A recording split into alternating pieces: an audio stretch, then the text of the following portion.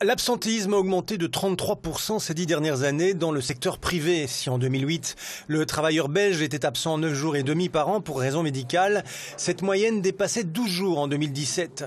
Cette augmentation est principalement liée aux maladies de longue durée. Le nombre de travailleurs absents entre un mois et un an a augmenté de près de 32% entre 2008 et aujourd'hui. C'est du moins ce qu'atteste SD Works, entreprise spécialisée dans les ressources humaines.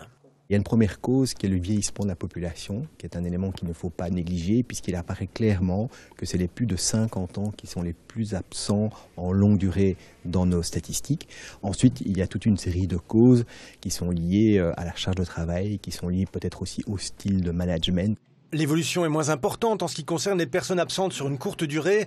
En 2017, près de 62% des travailleurs ont été absents au moins un jour pour cause de maladie, contre 60% il y a 10 ans.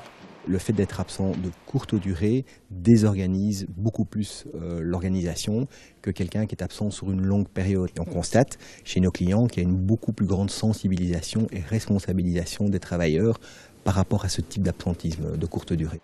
Le phénomène a évidemment un impact économique important pour les sociétés. SD Works estime le coût moyen de ces absences à environ 1 000 € par travailleur à temps plein. Un montant que l'on pourrait diminuer en analysant en profondeur et systématiquement les données liées à ces défections. L'historique de l'absentisme est un élément très intéressant et nous demandons toujours, si possible à nos clients, de pouvoir analyser leurs chiffres et l'historique, ce qui permet d'établir des modèles prédictifs et dès lors de pouvoir planifier dans le futur les risques d'absentéisme qu'il y a dans une organisation.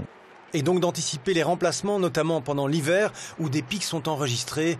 De plus en plus d'entreprises font d'ailleurs preuve d'une plus grande souplesse afin de mieux résorber ces absences en favorisant le travail à domicile notamment.